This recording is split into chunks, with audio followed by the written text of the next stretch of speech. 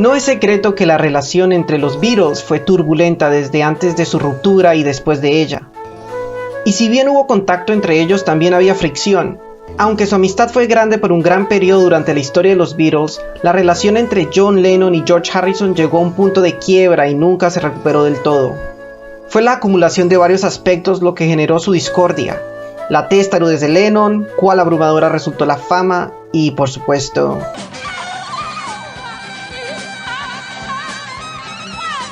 Harrison no solo se había cansado de Yoko Ono, la compañera de Lennon, y de su continua implicación con los Beatles, también empezó a tener problemas con el día a día y el impacto de los Beatles en el mundo. It just annoyed me that people got so into the Beatles. It's not that I don't like talking about them. I've never stopped talking about them. It's Beatles, there's Beatles, I have Beatles. In the end, it's like, oh, sod off with the Beatles, you know. I mean, screaming crowds everywhere you go, pressman at your door for years on end, the front cover of every newspaper every day of the week for years. Prying, you know, everywhere you go, trying to find out any little bit of dirt that they can write about you. Sumando el peso de la fama estaban las discordias personales.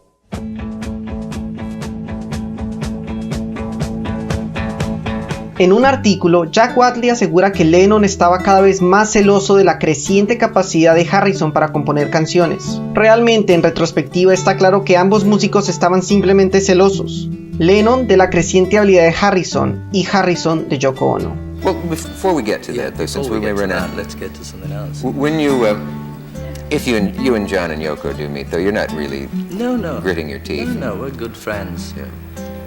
Well, all of that about her being the problem with the group, is that slightly silly that one woman could be so much of a problem? No, the group had problems long before Yoko came along.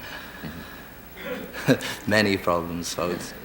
Can you remember who was the first to say, you know, I bet we'll break up one day, that this won't go on, that this is sort of a dream, that we can't all stick together? I don't really remember anything about the Beatle days.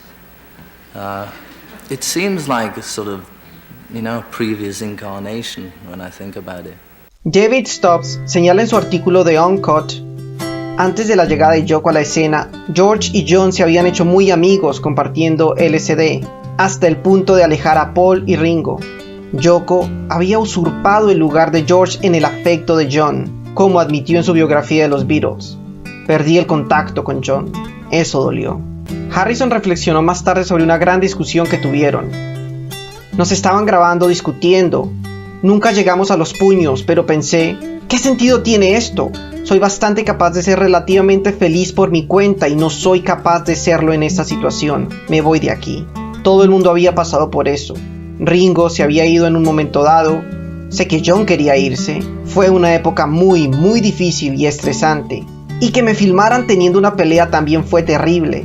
Me levanté y pensé, no voy a hacer más esto, me voy de aquí. Do you think you might have been the most anxious of the four to get out? I get that impression from reading about it. Maybe, yeah.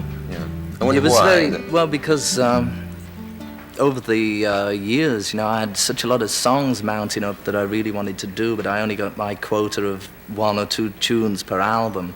Mm-hmm. And that way I would have had to have recorded about 100 Beatle albums just to get out the tunes I had in 1965. Were you held down by the other fellas? Well, very subtly, yes.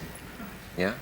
How would they do it? Really, I mean, they didn't strap me down or anything like that. Yeah. But no, it was just the way things happened, you know. It started off, I didn't write, they wrote, then I started to write, and it was sort of trying to push in a bit.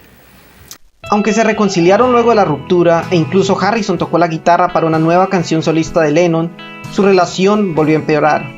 Pero aunque Harrison negó cualquier altercado físico, el quinto Beatle y el hombre detrás de la banda, George Martin, insistió en que el par sí tuvo una pelea a puñetazos, solo que esta fue fuera del plano de las cámaras. Un biógrafo de los Beatles escribió que George Martin describió la pelea como completamente silenciada en ese momento. Si se tiene en cuenta su multitud de oportunidades y obligaciones comerciales, tendría sentido mantener la imagen de la banda feliz y sonriente.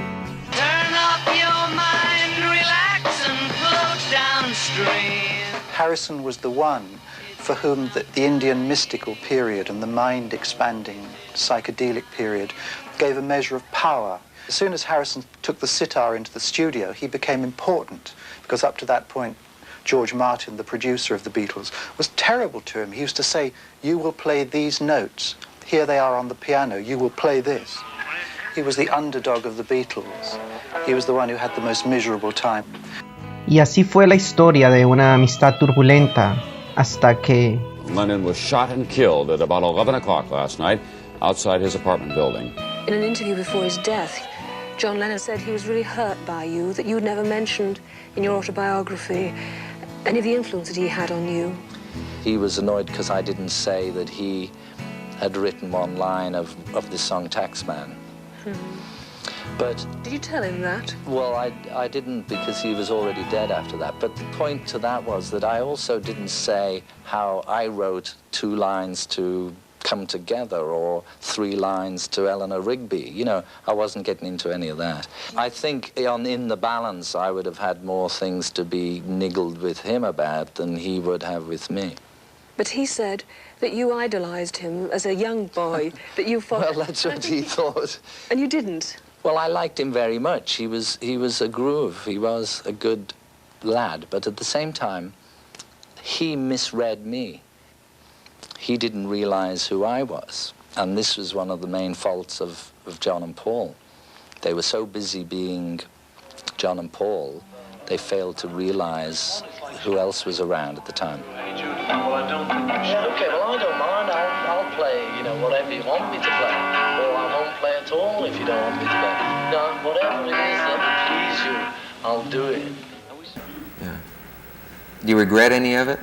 No. Don't regret really anything, Mm-hmm. I mean, that's what happened, and it was good, it was good, but it was also good to carry on, do something else. In fact, it was a relief. Sometimes they say some people can't understand that, because Beatles was such a big deal. They can't understand why we should actually enjoy splitting up. But there's a time, when people grow up and they leave home or whatever they do, and they go for a change, and it was really time for a change. Don't you think a lot of people just envied the idea of being world celebrities, though? And being some people, would go on and on forever, singing the same tune and playing the same gig if they were making some money, Yeah.